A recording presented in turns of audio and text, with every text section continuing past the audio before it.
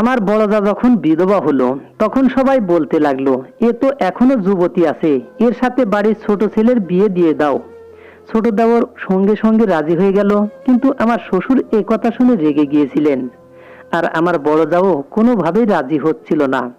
সে প্রতিদিন আমার শ্বশুরের ঘরে তার পায়ে তেল মালিশ করতে যেত, আর যখন শ্বশুরের তেল মালিশ করে সে বের হতো তখন লুকিয়ে লুকিয়ে কাঁদতে থাকতো।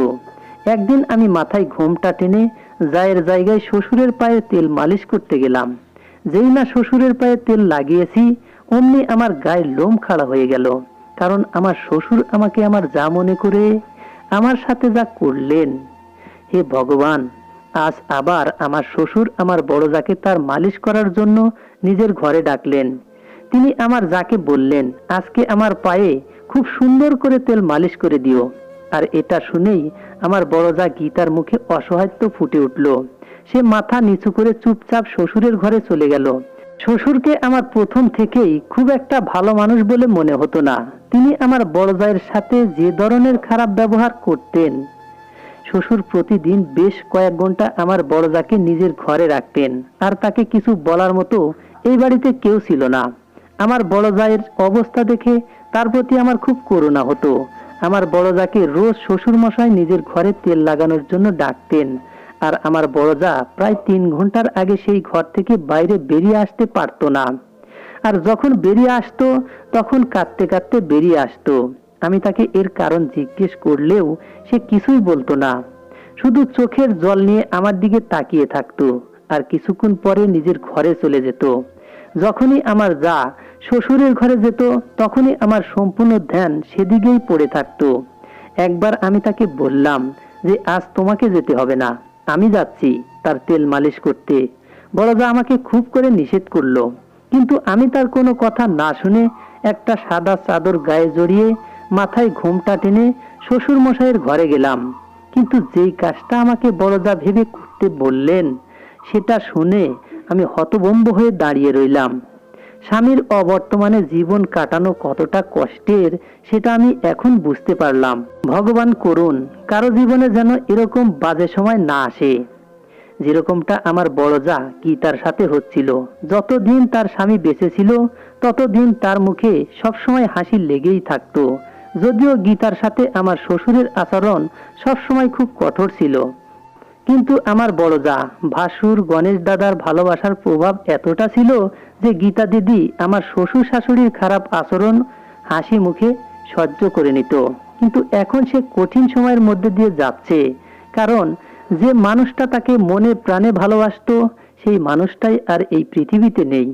এই আঘাতটা এখনো গীতা দিদি ঠিক মতো কাটিয়ে উঠতে পারেনি। তার উপর আবার আমার শ্বশুরের এই অত্যাচার।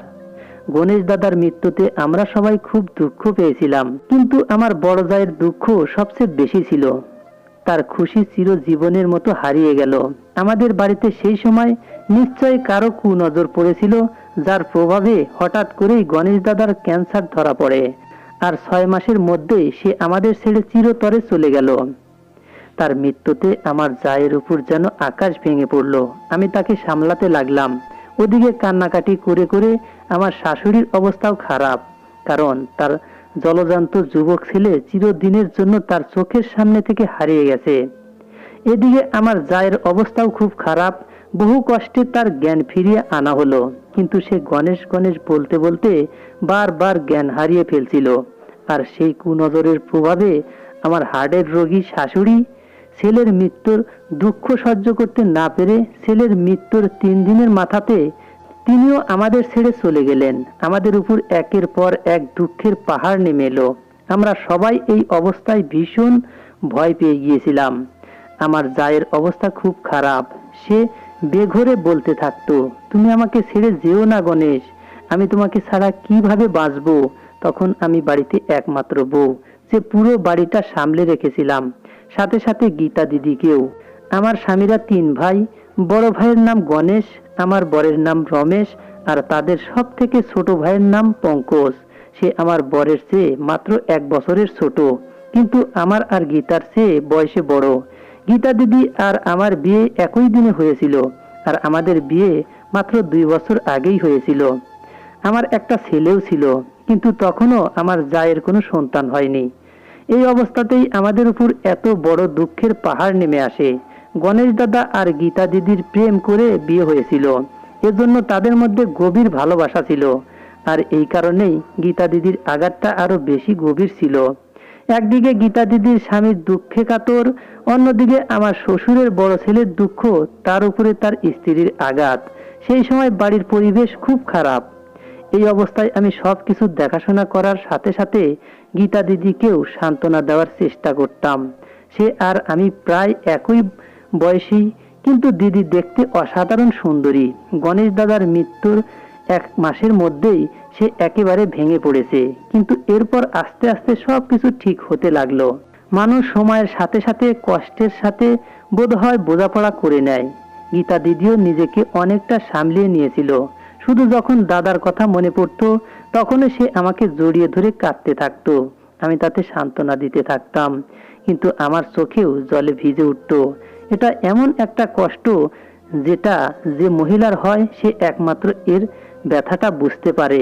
গীতা দিদির কষ্টময় কান্নার শব্দে আমিও মাঝে মাঝে ছটফট করতে বাধ্য হতাম। 5 বছরের ভালোবাসার পর দাদার সাথে তার বিয়ে হয়েছিল, কেননা আমার শ্বশুর এই বিয়েটিতে মোটেই রাজি ছিলেন না।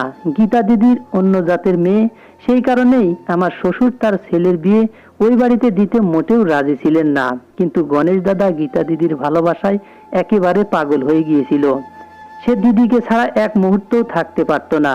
আমি আর আমার বর একই জাতের মেয়ে, সেই কারণে আমার বরের সাথে আমার বিয়েটা পরিবারের ইচ্ছাই হয়েছিল। আর ওদিকে গণেশ দাদা জেদ করে গীতা দিদিকে বিয়ে করেছিল। আমার শ্বশুর প্রথম থেকেই আমাকে ভীষণ সম্মান করত, কিন্তু শ্বশুর সবসময় গীতা দিদির খুঁত ধরতে থাকতো। আমার শ্বশুরের মনে হতো গীতা দিদি হয়তো তার ছেলেকে নিয়ে এই সংসার থেকে আলাদা হয়ে যাবে। এদিকে গীতা দিদি কখনোই আমার শ্বশুরের কড়া কথা শুনেও কষ্ট পেত না। সে সব সময় আমাকে বলতো যে বাবা সময়ের সাথে সাথে নিজেই ঠিক হয়ে যাবে। আমার শ্বশুরের ব্যবহার কখনো কখনো আমার সহ্য ক্ষমতার বাইরে চলে যেত। আমি সব সময় গীতা দিদিকে বলতাম, ভালো তো তোমাকে গণেশ দাদাও বাসতো, তাহলে বাবা শুধু শুধু তোমাকে সব সময় কেন কথা শোনায়। কখনো কখনো গীতা দিদির চুপ করে বাবার কথা হজম করাতে উল্টে আমি রেগে যেতাম, আর মনে তার জন্য কষ্টও পেতাম। গীতা দিদি আমাকে বলেছিল যে সে গণেশ দাদাকে বলতো, যদি তোমার পরিবার আমাদের বিয়ের জন্য রাজি না হয় তাহলে তুমি আমাকে ভুলে যাও। কিন্তু গণেশ দাদা বলতো, আমি তোমাকে ছাড়া বাঁচবো না, মরে যাব। গীতা দিদির এই কথাগুলো যখন মনে পড়তো তখন সে কষ্টে কেঁদে উঠতো আর বলতে থাকতো, আমাকে মিথ্যা কথা বলে কেন বিয়ে করেছিলে? তুমি তো বলতে তোমাকে ছাড়া আমি মরে যাব গীতা, কিন্তু আমি তোমার কাছে থাকা সত্ত্বেও আমাকে একলা ফেলে গেলে কিভাবে? তার যন্ত্রণা আর ছটফট করে কাঁদা দেখে আমার হৃদয়ও যন্ত্রণায় ভরে উঠত। আমি তাকে অনেক করে বোঝাতাম যে ভগবানের ইচ্ছার সামনে আমরা সবাই অসহায়। এভাবে চলতে চলতে কিছুদিনের মধ্যেই গীতা দিদির নিজেকে সামলে নিয়েছিল। আমার শ্বশুর শুধু গীতা দিদি না, তার বাবার বাড়ির লোকদেরকেও হিংসা করত। বিয়ের পরে তিনি গণেশ দাদাকে পরিষ্কারভাবে বলে দিয়েছিল যে তোর শ্বশুর বাড়ির লোকদেরও আমার বাড়িতে আসার কোনো দরকার নেই, আমি এটা কোনোভাবেই মেনে নেব না। এই কারণে গণেশ দাদা নিজেই বউকে তার বাবার বাড়িতে নিয়ে দেখা করাতে নিয়ে যেত, কিন্তু তাদেরকে কখনো আমাদের বাড়িতে আসতে বলতো না। জানি না কেন শ্বশুরের কথা আমার একদমই পছন্দ হতো না। গীতা দিদি এখনো যুবতী আর ভীষণ সুন্দরী, আর তার কোনো বাচ্চাও হয়নি। আমার শাশুড়ি মারা যাওয়ার পরে গীতা দিদির বাবার বাড়ির লোকেরা এসেছিল দিদিকে নিয়ে যেতে। তখন আমাদের বাড়িতে যেন একটা ঝড় বয়ে গেল। আমার শ্বশুর বলতে লাগলেন, আমার ছেলেকে ভালোবাসার নামে সে মেরে ফেলেছে। 5 বছর পর্যন্ত আমার ছেলের মাথা খেয়ে তারপরে তাকে বিয়ে করেছে। এই মেয়ের ভালোবাসার অত্যাচারেই আমার ছেলেটা অকালে মারা গেল। এখন এ তো আবার নিজে বিয়ে করে নিজের সংসার পাতিয়ে নেবে। আমার ছেলের জন্য কি তোমাদের মেয়ে নিজের সারা জীবন কাটাবে? কখনোই কাটাবে না। এদিকে গীতা দিদি এখনো গণেশ দাদাকে ভুলতে পারেনি, কিন্তু আমার শ্বশুর তাকে কথা শোনানোর মতো কোনো সুযোগ ছাড়তো না। গীতা দিদি আমার শ্বশুরকে সব সময় বলতো যে সে এখনো তার স্বামীকে ভালোবাসে, কিন্তু আমার শ্বশুর গীতা দিদির এই কথা বিশ্বাস করতেই চাইল না। তিনি বলতে লাগলেন, ঠিক আছে, তুমি যদি গণেশের বিধবা হয়ে সারা জীবন কাটাতে পারো তাহলে আমি তোমায় বিশ্বাস করব। কিন্তু দিদির মা বাবা তাকে বলতে লাগলো, তুই নিজের জিনিসপত্র গুছিয়ে নিয়ে বাড়ি চল, এখানে কারো সাথে এখন আর তোর কোনো সম্পর্ক নেই, তাই কারো কথা শোনারও দরকার নেই। কিন্তু গীতা দিদি পরিষ্কারভাবে তার মা বাবাকে নিষেধ করে দিয়ে বলতে লাগলো, আমি সারা জীবন গণেশের নামে এই বাড়িতেই কাটিয়ে দেব, তাই তোমরা সবাই ফিরে যাও।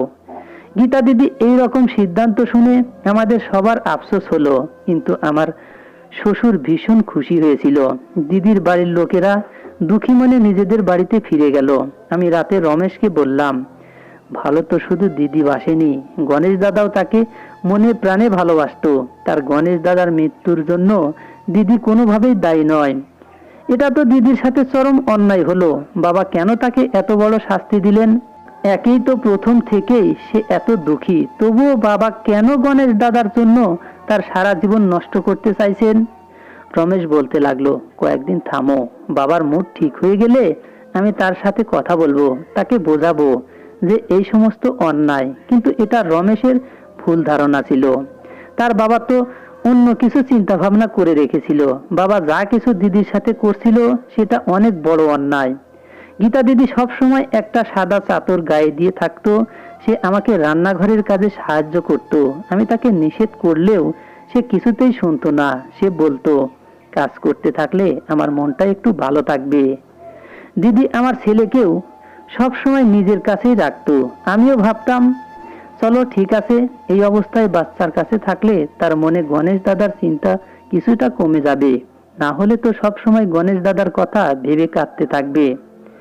আমার শ্বশুর তো একদিন তার সমস্ত সীমা পার করে দিলেন। সেদিন আমরা সবাই মিলে সকালের নাস্তা করছিলাম। এমন সময় আমার শ্বশুর রেগে মেগে ঘর থেকে বাইরে বেরিয়ে গীতা দিদিকে বলতে লাগলো, তুমি তো শুধু নিজের খাওয়ার চিন্তা নিয়েই ব্যস্ত থাকো, কিন্তু এটা জানো না যে আমি এখনো অবধি নাস্তা পাইনি। যাও এখনই গিয়ে আমার জন্য নাস্তা নিয়ে এসো। কিন্তু তিনি বয়োজ্যেষ্ঠ মানুষ বলে আমরা তাকে কিছুই বলতে পারলাম না। গীতা দিদি ওঠার আগেই আমি চেয়ার ছেড়ে উঠে দাঁড়িয়ে দিদিকে বললাম, তুমি নাস্তা করো, আমি বাবার জন্য নাস্তা বানিয়ে দিচ্ছি। কিন্তু শ্বশুর আমাকে নিষেধ করে বলতে লাগলেন, আজকের পর থেকে তার সমস্ত কাজ বড় বউ করবে। তিনি কেন যে দিদিকে শাস্তি দিতে চাইছেন কে জানে। আমার শ্বশুর একটা জঘন্য মানসিকতার মানুষ।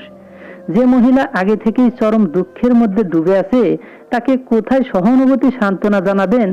তা না, তিনি তো তাকে কষ্ট দেওয়ার জন্য উঠে পড়ে লেগেছেন। দিদি নিজের নাস্তা না খেয়েই রান্নাঘরে চলে গেল। তার শ্বশুরের জন্য নাস্তা বানিয়ে তার ঘরে দিতে চলে গেল। কিন্তু দিদি পুরো 2 ঘন্টা পরে সেই ঘর থেকে বাইরে এলো, আর বাইরে এসেই কাঁদতে লাগলো। আমি দিদিকে কান্নার কারণ জিজ্ঞাসা করলাম, কিন্তু দিদি কিছু না বলেই দৌড়ে নিজের ঘরে চলে গেল। আমি মনে মনে ভাবছি, আমার শ্বশুর তো এই বেচারির বেঁচে থাকাই কষ্টকর করে দিয়েছেন। কিন্তু শ্বশুর যা কিছু এই বেচারির সাথে করেছিলেন সেটা তো আমরা কেউ কল্পনাও করতে পারিনি। রাতের বাসন ধোয়ার দায়িত্ব গীতা দিদির ছিল।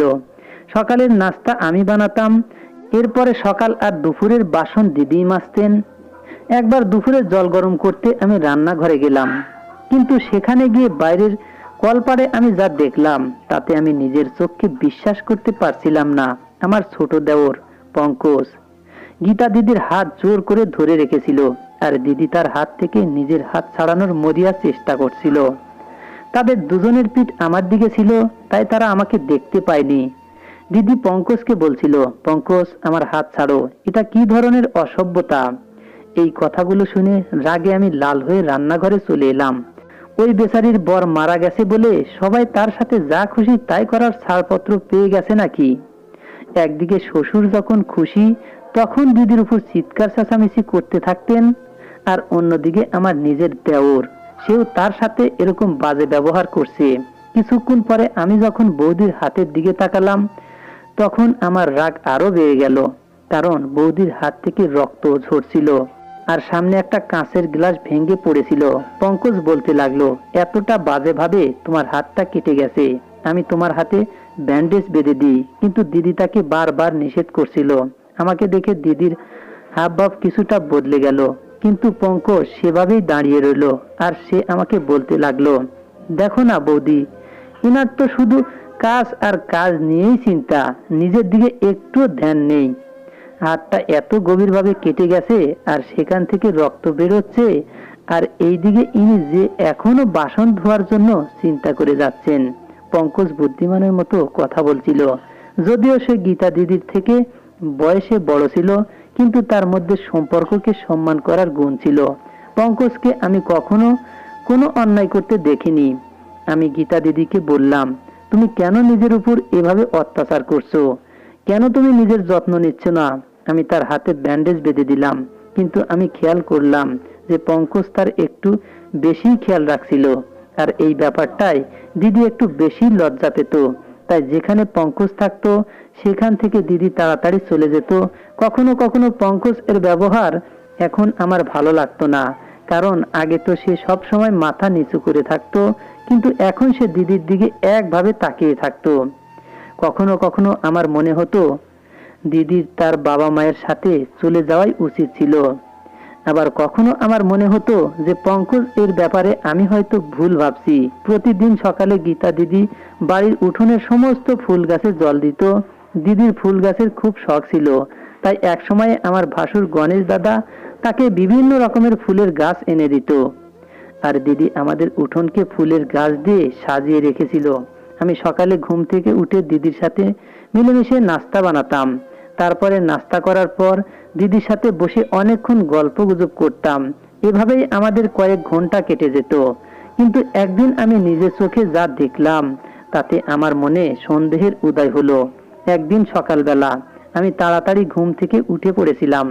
বাইরে বেরিয়ে যেই আমার নজর সামনের উঠোনের উপর পড়লো, আমার যেন হৃদয়ে খুব জোরে একটা ধাক্কা লাগলো।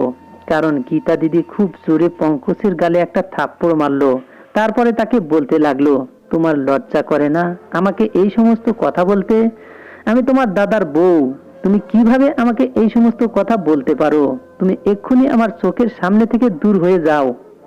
কিন্তু পঙ্কজ মাথা নিচু করে সেখানেই দাঁড়িয়ে রইল। আমি সেখানে থেকে একটু পিছনে সরে লুকিয়ে পড়লাম, যাতে তারা দুজনেই আমাকে দেখতে না পায়। আমি মনে মনে ভাবছি যে আমার সন্দেহ ঠিকই, পঙ্কজের খারাপ নজর দিদির উপর ছিল। কিন্তু যখন আমি পঙ্কজের কথা শুনলাম তখন আমার সেই ভুল ধারণা ভেঙে গেল। পঙ্কজ বলতে লাগলো, আমি তোমার সাথে কোনো রকম বাজে কিছু করিনি গীতা। পঙ্কজ আগে তাকে বৌদি বলে ডাকতো, কখনোই নাম ধরে ডাকতো না। তার মুখে নিজের নাম শুনে গীতা দিদি রেগে গিয়ে বলল, চুপ করো। গীতা দিদি আরো বলতে লাগলো, পঙ্কজ খবরদার, তুমি আমার নাম ধরে ডাকবে না, তুমি আমাকে বৌদি বলে ডাকবে। গীতা দিদির চোখে রাগে লাল হয়ে গিয়েছিল। পঙ্কজ বলতে লাগলো, যখন গণেশ দাদা বেঁচে ছিল তখন তুমি আমার বৌদি ছিলে, তখন আমি সব সময় তোমাকে সম্মানের নজরে দেখতাম, আর আজও আমি তোমাকে সম্মানের নজরেই দেখি। তোমার এই অবস্থা দেখে আমার খুব কষ্ট হয়, আমার বিবেক আমাকে দংশন করে। গণেশ দাদার সাথে সব সময় আমি তোমাকে হাসি খুশি থাকতে দেখেছি, আনন্দের সাথে থাকতে দেখেছি। সেই জন্যই আমি চাই তুমি আগেও হাসি খুশি থাকো, আর এরকম হাসি খুশি ভাবে নিজের জীবন কাটাও। এটা তোমার অধিকার, কিন্তু তুমি সেটা বুঝতেই চাও না। এখন দেখছি তোমার সাথে কথা বললে আমার শুধু সময় নষ্ট হচ্ছে। এখন ভাবছি আমি তোমার বাবা মায়ের সাথে কথা বলবো। গীতা, আমি তোমাকে বিয়ে করতে চাই, আর তোমার হাসি খুশি হয়ে জীবন কাটানোর সম্পূর্ণ অধিকার আছে। এটা বলেই পঙ্কজ ওখান থেকে চলে গেল। আমার পঙ্কজের এই সিদ্ধান্তটা সম্পূর্ণই ঠিক বলে মনে হলো, কিন্তু গীতা দিদি সেখানেই দাঁড়িয়ে দাঁড়িয়ে কাঁদতে লাগলো, আর গণেশ দাদাকে মনে করে বলতে লাগলো, তুমি আমাকে নিজের সঙ্গে না নিয়ে কেন এখানে একলা ফেলে গেলে? তুমি যখন ছিলে তখন সবাই আমাকে কত সম্মান করত, কিন্তু এখন তুমি নেই, তাই সবার নজর আমার প্রতি বদলে গেছে। তুমি তো সারা জীবন আমার সাথে থাকবে বলে কথা দিয়েছিলে, তাহলে কেন আমাকে একা রেখে চলে গেলে? কেন আমাকে নিজের সাথে নিয়ে গেলে না? গীতা দিদি কাঁদতে কাঁদতে এই কথাগুলো বলছিল, আর আমি এসে তার পাশে দাঁড়িয়ে সান্ত্বনা দিতে লাগলাম। আমি সব কথাই শুনেছিলাম, কিন্তু এমন ভাব করলাম যেন কিছুই জানি না। আমাকে দেখে দিদি নিজের চোখের জল মুছতে লাগলো। আমি তাকে তার কাঁদার কারণ জিজ্ঞাসা করতে সে বলতে লাগলো, কিছু না, আমি আমার পোড়া কপালের কথা ভেবে কাঁদছি। এই বলেই সে ঘরে চলে গেল। রাতে যখন এই কথাটা আমি আমার স্বামীকে বললাম তখন সে শুনে খুব খুশি হয়ে বলতে লাগলো, পঙ্কজের এই সিদ্ধান্তটা তো খুব ভালো। আর আমার মনে হয় বাবাও এই ব্যাপারে আপত্তি করবে না। এরপর আমিও গীতা দিদিকে পঙ্কজের জন্য রাজি করাতে লেগে পড়লাম। প্রথমে দিদি কিছুতেই রাজি হতে চাইছিল না। সে বারবার বলছিল গণেশের জায়গায় আমি কাউকেই বসাতে পারবো না। তাছাড়া বাবা তো সব সময় আমার উপর রেগে থাকেন আর আমাকে সব সময় উল্টাপাল্টা কথা শোনাতে থাকেন। এখন যদি আমি পঙ্কজকে বিয়ে করি তাহলে তো তিনি আমাকে আরো উল্টাপাল্টা কথা শোনাতে থাকবেন। আমি তাকে বললাম, তুমি সবকিছু আমাদের উপরে ছেড়ে দাও, শুধু তুমি রাজি হয়ে যাও। সে আমাকে বলতে লাগলো, আমি ঠিক বুঝতে পারছি না যে আমার কি করা উচিত আর কি করা উচিত না। আর বাবাও কখনোই রাজি হবে না। কিন্তু আমি তাকে বললাম যে তুমি একবার হ্যাঁ বলে দাও, বাবাকে আমরা রাজি করিয়ে নেব। ঠিক আছে, তুমি আমার বোনের মতো, তোমার যেটা ঠিক মনে হয় তুমি সেটাই করো। যখন এই কথাটা আমি পঙ্কজকে বললাম তখন পঙ্কজ ভীষণ খুশি হয়ে বলতে লাগলো, ধন্যবাদ বৌদি, না হলে তো সে নিজেকে বরবাদ করে নেওয়ার কথাই চিন্তা করে নিয়েছিল। পঙ্কজ আরো বলতে লাগলো, ব্যাস, এখন বাবা কোনো ভাবে রাজি হয়ে যাক। কিন্তু আমরা কেউ ভাবতে পারিনি যে তিনি এমন একটা কথা বলবেন যেটা শুনে আমাদের সকলের হুঁশ উড়ে যাবে।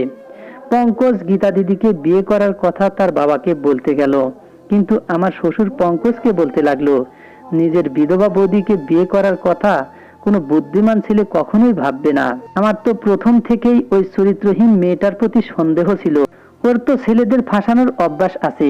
প্রথমে সে নিজের ভালোবাসার জালে গণেশকে ফাঁসিয়েছে, এখন যখন গণেশ নেই তখন সে তোমার উপর নিজের সৌন্দর্যের জাল বিছিয়েছে। বাবার চিন্তা ভাবনা আর কথা শুনে আমার তার উপর রাগ হতে লাগলো। গীতা দিদিও আমাকে এটাই বলেছিল যে আমি পঙ্কজকে বিয়ে করতে পারবো না, না হলে আমার চরিত্র নিয়ে প্রশ্ন তোলা হবে। আমার খুব দুঃখ হলো শ্বশুরের এত ছোট মন মানসিকতা দেখে। কিন্তু পঙ্কজ আমার শ্বশুরকে বলছিল, আমি বৌদিকে নিজের ইচ্ছাই বিয়ে করতে চেয়েছি, কেউ আমাকে এটা করতে জোর করেনি। আর তার চরিত্র আগেও ভালো ছিল, এখনো ভালো আছে। বাবা পঙ্কজের মুখে এ কথা শুনে তাকে চড় মারলেন আর তাকে মুখের উপর বলেই দিলেন যে নিশ্চয় তোর উপর ওই বাজে মেয়েটা কোনো জাদু করেছে, আমি তোকে অন্য শহরে পাঠিয়ে দেব। ওই মেয়েটা অপয়া আর অসভ্য, প্রথমে আমার একটা ছেলেকে খেয়েছে, এখন আবার অন্য ছেলেকেও খেতে চাইছে। আর আমি বেঁচে থাকতে এটা কখনোই হতে দেব না। জানি না আমার শ্বশুরের উপর কিসের এতটা জেদ চেপেছিল যে সে ধাক্কা দিতে দিতে পঙ্কজকে ঘর থেকে বের করে দিল। এইসব দেখে রমেশ মাঝখানে এসে আটকাতে গেল। তাকেও আমার শ্বশুর ধাক্কা দিতে থাকলো আর বলতে লাগলো, আমি কখনোই এরকম হতে দেব না। আমার বাড়িতে কি তামাশা শুরু হয়েছে নাকি? আমার বড়জা গীতা দিদি ঘরে বসে সবই শুনতে পাচ্ছিল। সে বাইরে বেরিয়ে এসে বলতে লাগলো, আমি কাউকেই বিয়ে করতে চাই না, ভগবানের জন্য এই সমস্ত ঝামেলা বন্ধ করুন। আমার শ্বশুর তো এটাই শুনতে চাইছিলেন। কিরে, সঙ্গে সঙ্গেই ঝগড়াঝাটি ঝামেলা সব বন্ধ করে দিলেন। এখন পঙ্কজ খুব উদাসীনী আর চুপচাপ থাকতে লাগলো। এখন তো রাগের কারণে আমার শ্বশুর আরো অদ্ভুত অদ্ভুত বায়না করতে লাগলেন। কখনো বলতেন, গীতা তুমি সারা দিন আমার ঘরেই থাকবে, আর কখনো বলতেন আমার মাথায় তেল মালিশ করে দাও, আমার পায়ে তেল মালিশ করে দাও। বাড়ির সমস্ত কিছুই আমার শ্বশুরের হাতে ছিল, সেই কারণে কেউ তার বিরুদ্ধে কোনো কথা বলতে পারতো না। পঙ্কজের সামনে গীতা বৌদি আর জোর করে বলতো, ভগবানের কৃপায় আমাকে শান্তিতে বাঁচতে দাও, তুমি অন্য কোনো একটা ভালো মেয়ে দেখে বিয়ে করে নাও। এদিকে যখনই দিদি শ্বশুরের ঘরে যেত তখনই আমার সমস্ত ধ্যান সেদিকেই পড়ে থাকতো। একদিন আমি আমার বড় যাকে বললাম, দিদি আজকে তুমি না, আমি শ্বশুরের ঘরে যাব। দিদি আমাকে বারবার নিষেধ করতে লাগলেন, কিন্তু আমি তার কোনো কথা না শুনে জোর করে শ্বশুরের ঘরে গেলাম। যাওয়ার সময় আমি বৌদির সাদা চাদরটা গায়ে জড়িয়ে নিলাম আর ঘোমটা টেনে নিলাম। এরপরে শ্বশুরের ঘরে ঢোকার পরে যে কাজটা শ্বশুর আমাকে দিদি ভাবে করতে বললেন সেটা শুনে আমি হতভম্ব হয়ে দাঁড়িয়ে রইলাম। আমার শ্বশুর বলছিলেন, চলো এবার তাড়াতাড়ি করে এক পায়ে দাঁড়িয়ে পড়ো, যতক্ষণ আমি না বলবো ততক্ষণে তুমি এভাবেই দাঁড়িয়ে থাকবে। আমি তোমাকে পঙ্কজ আর বাকি সবার চোখে খারাপ বানাতে চাই, যাতে পঙ্কজ তোমাকে বিয়ে করার কথা স্বপ্নেও চিন্তা না করে। আর তুমি যেন সারা জীবন এভাবেই বিধবা হয়ে কাটিয়ে দাও, কেননা তোমার কারণে আমার ছেলে আমার সবচেয়ে ভালো বন্ধুর মেয়েকে বিয়ে করতে নিষেধ করে দিয়েছিল। আর আমার সেই বন্ধুর মেয়ে গণেশকে ভীষণ ভালোবাসতো। গণেশ তাকে বিয়ে করবে না বললে সে আত্মহত্যা করে নেয়, আর তার অভিশাপ তোমার উপর লাগে। কিন্তু সবচেয়ে বড় শাস্তি তো আমি পেলাম। তোমার কারণে আমি আমার ছেলেকে হারালাম। এই জন্যই তুমি অপয়া, আর আমার ছোট ছেলের সাথে তোমার বিয়ে হলে তুমি তোমার ছোট ছেলেকেও মেরে ফেলবে। আমার শ্বশুরের মনের ভেতর যে এত নোংরা চিন্তা ভাবনা ছিল সেটা আমি কল্পনাই করতে পারিনি। তিনি নিজের বন্ধুর মেয়ের মৃত্যুর প্রতিশোধ নিতে দিদির সাথে এইরকম বাজে ব্যবহার করতেন। আমি সঙ্গে সঙ্গে সেখান থেকে বাইরে বেরিয়ে এলাম। শ্বশুরের ঘরের এই রহস্যটা এবার আমার সামনে প্রকাশিত হয়ে গেছে। দিদিকে এই জন্যই এত ক্লান্ত মনে হতো। আমার শ্বশুর তাকে এতদিন ধরে ঘরের ভিতরে ডেকে তাকে শাস্তি দিত, যাতে তাকে পঙ্কজ আর আমাদের সবার সামনে খারাপ প্রমাণ করতে পারে। যখন আমি এই সমস্ত কথা দুই ভাইকে বলে দিলাম, তখন পঙ্কজ নিজের জন্য আলাদা একটা ফ্ল্যাট ভাড়া নেয় আর গীতা দিদিকে বিয়ে করে তাকে নিয়ে সেখানেই চলে যায়। প্রথম দিকে তো আমার শ্বশুর খুব চিৎকার চেঁচামেচি করেছিল, কিন্তু যখন সবকিছু তার আয়ত্তের বাইরে চলে যায় তখন সে আস্তে আস্তে শান্ত হয়ে পড়ে। আমার শ্বশুর আমাদের সাথেই থাকতো, আর ওদিকে পঙ্কজ গীতা দিদিকে ভীষণ খুশি রাখতো। পঙ্কজ কখনো কখনো আমাদের সঙ্গে দেখা করতে হলে একাই আসতো, গীতা দিদিকে সঙ্গে নিয়ে আসতো না। তাদের বিয়ের 5 বছর হয়ে চলল। এখন তাদের একটা মিষ্টি মেয়েও হয়েছে। পঙ্কজ মাঝে মাঝে মেয়েকে নিয়ে আমাদের বাড়িতে আসতো, যাতে ওকে দেখে ওর বাবার মন গলে যায়। আর সে তোতলাতে তোতলাতে আমার শ্বশুরকে দাদা দাদা বলে ডাকতো আর তার সাথে খেলাধুলা করে সময় কাটাতো। আমার শ্বশুর এখন অনেক বদলে গেছেন। তিনি নিজের নাতনিকে বুকে জড়িয়ে সে বলতেন, যে কথাটা আজ পর্যন্ত কেউ আমাকে বোঝাতে পারেনি সেটা তোর কারণেই আমি বুঝতে পেরেছি। এরপরে একদিন আমার শ্বশুর পঙ্কজের কাছে ভুল স্বীকার করে। পঙ্কজ আর গীতা দিদিকে আমাদের বাড়িতে ডেকে নেন। এখন আমরা বাড়িতে সবাই মিলে একসাথে হাসি খুশি জীবন কাটাচ্ছি। বন্ধুরা, আমাদের এই গল্পটি যদি ভালো লেগে থাকে, লাইক, কমেন্ট, শেয়ার ও সাবস্ক্রাইব করে আমাদের পাশেই থাকবেন। ধন্যবাদ সবাইকে, ভালো থাকবেন।